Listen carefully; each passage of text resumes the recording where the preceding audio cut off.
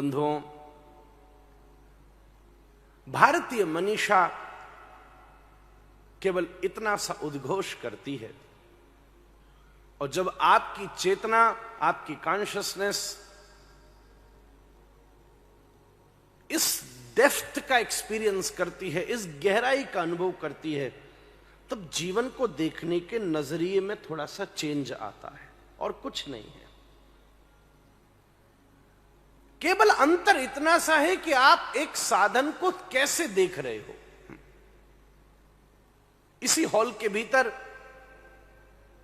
किसी interior decorator को लाओगे तो वो अपनी एक्सपीरियंस से इसका एनालिसिस करेगा। यहां अगर किसी साउंड इंजीनियर को लाओगे तो वो अपनी कैलकुलेशन से कि भाई माइक कितना कहां कैसे थोड़ा ठीक हो जाए तो अच्छा है, किस पोजीशन पर इट वुड साउंड बेटर। अगर आप यहां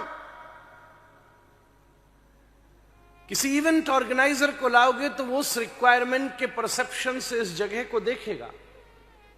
अगर आप किसी वास्तुशास्त्री को ले आओगे तो वो अपने हिसाब से इसकी गणित बिठाएगा। अगर आप किसी प्रोफेशनल को ले आओगे तो वो इसकी फाइनेंशियल वायबिलिटी के ऊपर यहां बैठकर डिस्कशन करेगा। और मुझे लगता है एक साधारण व्यक्ति को ले आओगे तो वो यहां घुसते ही लाइफ के कई फंक्शंस इमेजिन कर लेगा कि बहुत अच्छा वेन्यू है, भैया हो सकता है अगले साल मुझे वो जन्मदिन करना यहीं कर लूं। और थोड़ी सी भैया हम लोगों की आदत खराब है, ऐसी जगह कहीं भी ले आओ तो पहला मन में विचार यही आता है यहां कथा हो जाए तो मजा आ जाए। एक जीवन को देखने का जो खिड़की है, उस जिस खिड़की से आप जीवन को देख रहे हो, जीवन उतनी खिड़की तक आपके लिए सीमित है। पर मैं आपसे सत्य कहता हूं, स्पिरिचुअलिटी केवल इतना प्रपोज करती है कि कभी सारी खिड़कियों से बाहर निकल करके भी जीवन को देखने की कोशिश कीजिए। एक क्लासरूम में टीचर ने बच्चों से पूछा, what's the size of the sky, आसमान का साइज क्या है? तो एक बच्चे ने उत्तर दिया 4x6। बोले ऐसा कैसे? तो जिस खिड़की से वो आसमान देखता था उसने उस खिड़की को नापकर बता दिया। सही बात थी। थोड़ी देर में टीचर ने बच्चे का हाथ पकड़ा और प्लेग्राउंड में बाहर ले गया, कहा अब बता स्काई कितना बड़ा है। उसके पास कोई जवाब न था।